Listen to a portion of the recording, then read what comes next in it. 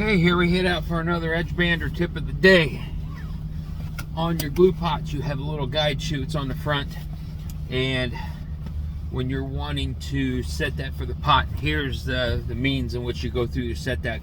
I find this problem on about half, if not more, of every single machine that I have where somebody services a glue pot and suddenly the glue line does stupid things.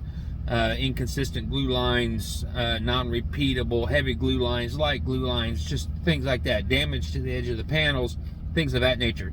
So here's how you go in and you set those.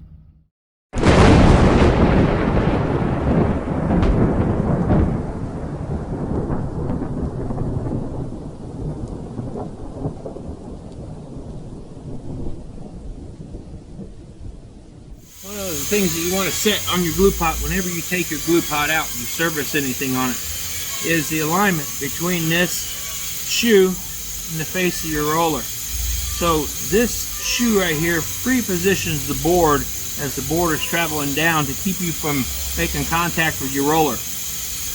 The thickness of this, or the projection of this shoe past the apex of your roller, should be about 0.1 millimeters. So that is the thickness of your glue line. If this projects too far, then you have to increase your glue quantity to make that up, which we all know the problems we have with uncontrolled glue lines. If this shoe is behind the apex of that, the face of that spindle there, then what will happen is the board will make contact with it, and sometimes the knurling that's on these spindles will damage the edge of the board.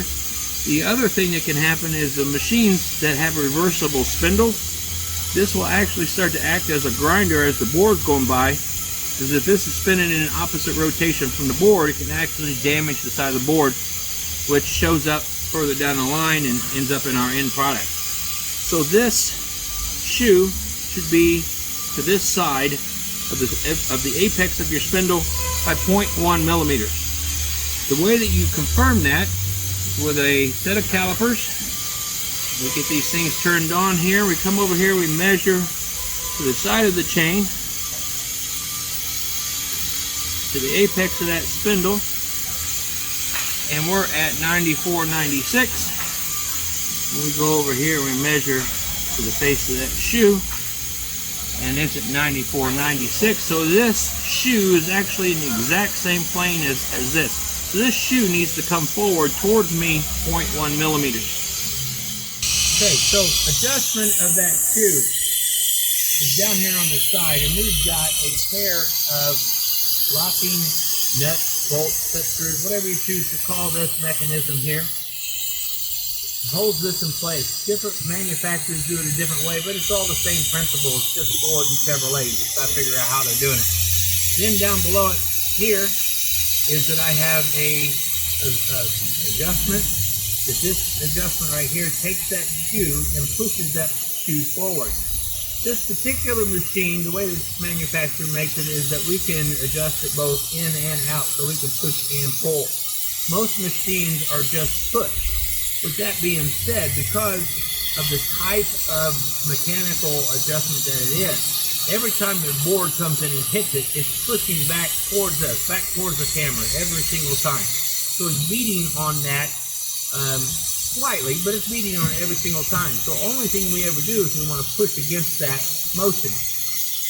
The other thing that you want to do is that anytime you take the glue pot out, you want to make sure that you've confirmed what we've checked here. So when we go to put this pot in, we always have a chance for this pot to be skewed from left to right, which is the purpose of this test that we just did. So what happens when that pot is skewed back here in this scenario, if it's skewed here to the counterclockwise, as the board makes contact with it, it hits it enough times, it will creep this way. It may take 5 years, so hopefully you service it before that, but eventually it will creep around. So when you put that pot in, you always want to preload those in the direction that the board is going to make contact with it.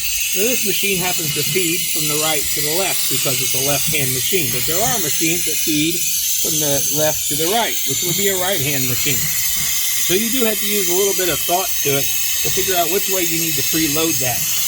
And then you make your adjustments to this. If you should happen to push this shoe too proud of your spindle, then what you have to do is come back into this, loosen this up, tap your shoe back from the other side, and then take it and push it back forward. All your adjustment has to be made towards the panel. So that way, as the panel comes in and makes contact with it, that you're pushing back against the adjustment.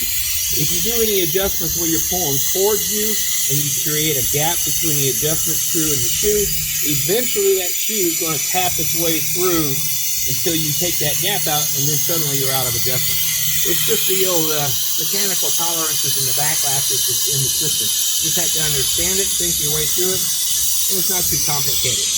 Once you establish that, you go back around and reconfirm what we've already done, and then go from there.